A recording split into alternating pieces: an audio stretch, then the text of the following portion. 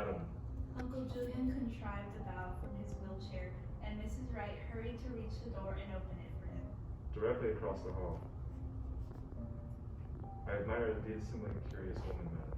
I could see at once that you were devoured with passion to view the scene of the tragedy. It happened in this very room, and we still have our dinner here every night.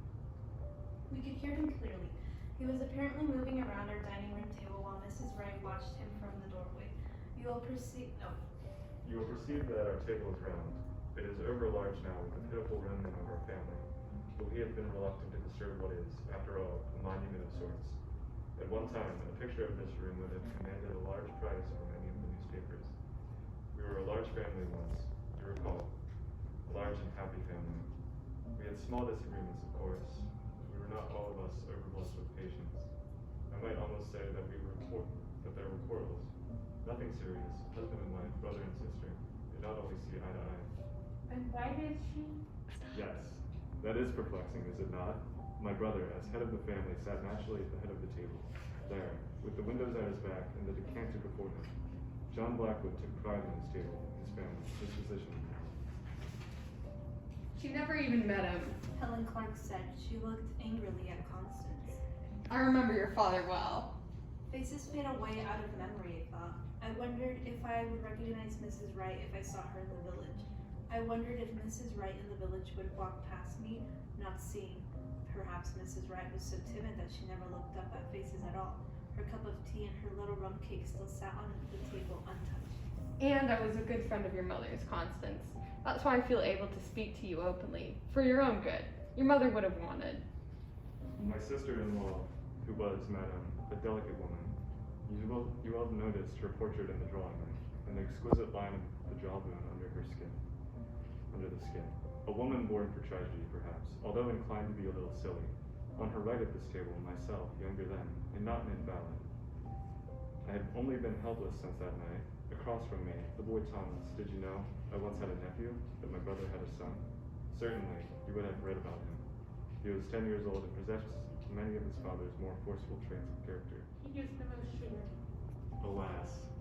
Then on either side of my brother, his daughter Constance, and my wife Dorothy, who had done me the honor of casting in her lot with mine, although I do not think that she anticipated anything so severe as arsenic on her blackberries. Another child, my niece, Mary Catherine, was at the table. She was in her room. A great child of 12, sent to bed without her supper, but she need not concern us. I laughed, and Constance said to Helen Clark, Mary Cat was always a disgrace. I used to go up the back stairs with a tray of dinner for her after my father had left the dining room. She was a wicked, disobedient child. and she smiled at me. An unhealthy environment. The child should be punished for wrongdoing, but she should be made to feel that she is still loved. I would never have tolerated the child's wildness. And now we really must. She began to put on her gloves again.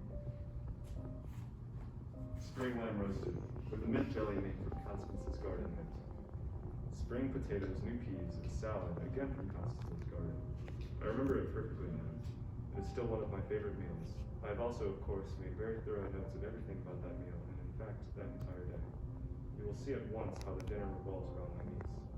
It was early summer, her garden was doing well. The weather was lovely that year. I recall, we have not seen such another summer since, or perhaps I am only getting older. We relied upon Constance for very small delicacies, which only she could provide. I am of course not referring to arsenic. Well, the blackberries were the important part. Mrs. Wright sounded a little hoarse. What a mind you have, madam.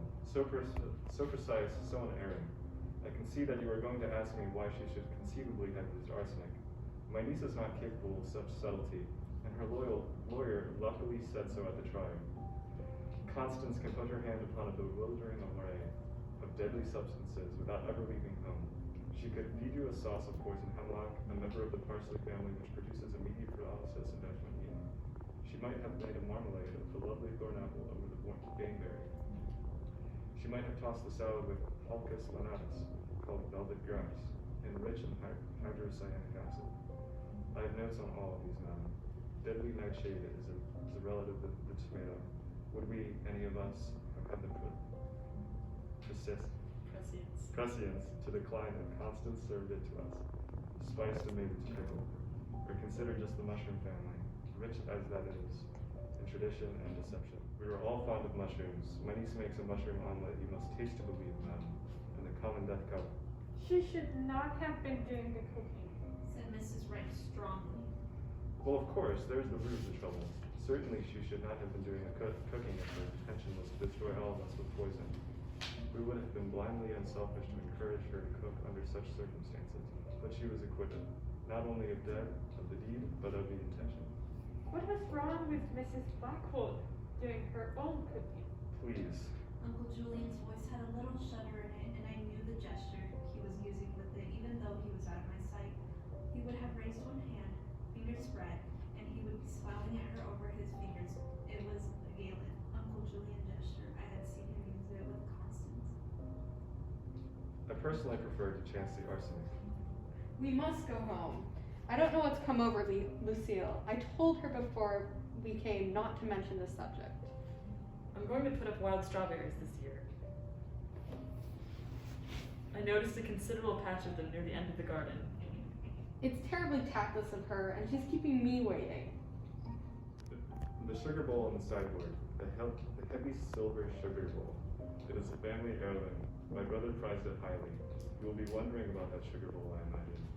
Is it still in use, you are wondering? Has it been cleaned? You may very well ask, was it thoroughly washed? I can reassure you at once. My niece Constance washed it before the doctor or the police had come. We will allow that it is not a felicitous moment to wash a sugar bowl. The other dishes used at dinner were still on the table, but my niece took the sugar bowl to the kitchen, emptied it, and scrubbed it thoroughly with boiling water. It was a curious act. There was a spider in it. Constance said to the teapot. We used a little rose-covered sugar bowl for the lump sugar for tea. There was a spider in it, she said. That was what she told the police. That was why she washed it. Well, it does seem as though she might have thought of a better reason. Even if it was a real spider, I mean, you don't wash. I mean, you just take the spider out. What reason would you have given, madam? Well, I've never killed anybody, so I don't know. I mean, I don't know what I'd say. The first thing that came into my head, I suppose. I mean, she must have been upset. I assure you the pangs were fearful. You say you have never tasted arsenic? It is not agreeable. I am extremely sorry for all of it. I myself lingered on in great pain for several days. Constance would, if I'm sure, demonstrated only the deepest sympathy for me. But by then, of course, she was largely unavailable. They arrested her at once. Mrs. Wright sounded more forceful, almost unwillingly eager. I've always thought, ever since we moved up here, that it would be a wonderful chance to meet new people and really find out what happened. Because of course, there is always that one question, the one nobody has ever been able to answer. Of course, I hardly expected to talk to you about it, but look. There was the sound of a dining room chair being moved. Mrs. Wright had clearly decided to settle down. First, she bought the arsenic. To kill rats. Constance said to the teapot and then turned and smiled at me. To kill rats. Uncle Julian said. The only other popular use for arsenic is in taxidermy, and my niece could hardly pretend a working knowledge of it. She cooked the dinner, she set the table. I confess I'm surprised at that woman. She seems like such a quiet little body. It was Constance who saw them dying around her like flies. I took that part of it. And never called a doctor until it was too late. She washed the sugar bowl. There was a spider in it. She told the police those people deserved to die. She was excited, madam. Perhaps the remark was misconstrued. My niece is not hard-hearted. Besides, she thought at the time that I was among them, and although I deserve to die, we all do we not? I hardly think that my niece is the one who points it out. She told the police that it was all her fault. Now there. I think she made a mistake. It was certainly true that she thought at first that the cooking had caused all this, but in taking full blame, I think she was overeager. I would have advised her against any such attitude had I been consulted. It smacks of self-pity. But the unanswered question is, why did she do it? I mean, unless we agree that Constance was a homicidal maniac. You have met her, madam. I have what? Oh my goodness, yes! I completely forgot. I cannot seem to that pretty young girl is actually, well, your mass murderer must have a reason, Mr. Blackwood, even if it is only seem perverted, twisted. Oh dear, she's such a charming girl, your niece. I cannot remember when I have taken to anyone as I have to her. But if she is a homicidal maniac, I'm leaving. Helen Clark stood up and slammed her pocketbook empathetically under her arm. Lucille, I'm leaving. We have overstayed all limits of decency. It's after 5 o'clock. Mrs. Wright scurried out of the dining room distraught. I'm so. We were chatting and I lost track of time. Oh dear. She ran to her chair to gather up her pocketbook. You haven't even touched your tea. I said, wanting to see her blush. Oh, thank you. She said. She looked down at her teacup and blushed. It was delicious. Uncle Julian stopped his wheelchair in the center of the room and folded his hands happily toward the wall. He looked at Constance and then raised his eyes to gaze on a corner of the ceiling, sober and demure.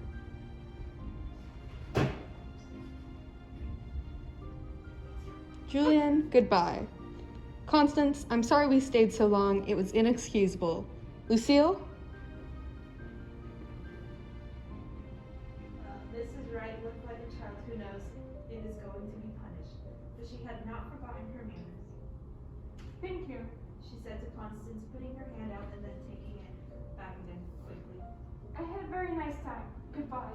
She said to Uncle Julian. They went into the hall and I followed to lock the door after they had gone. Helen Clark started the car before poor Mrs. Wright had quite finished getting herself inside, and the last I heard of Mrs. Wright was a little shriek as the car started down the driveway. I was laughing when I came back into the drawing room, and I went over and kissed Constance. A very nice tea party. That impossible woman. Constance put her head back against the couch and laughed. Ill-bred, pretentious, stupid. Why she keeps coming, I'll never know.